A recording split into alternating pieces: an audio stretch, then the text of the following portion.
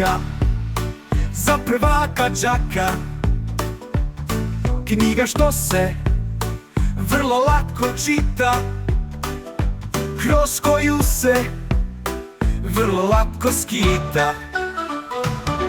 Knjiga puna i brojki i slova, tu je neka priča, neka pesma nova, neki lepi crtež, neka nova tajna, neki dobar savjet i ideja sjajna. Knjiga laka za đaka prvaka,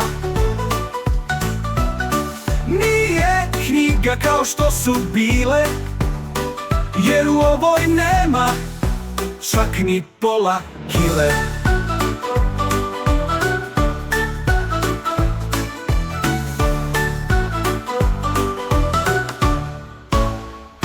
Knjiga laka za đaka prvaka, nije knjiga kao što su bile, jer u ovoj nema čak ni pola kile.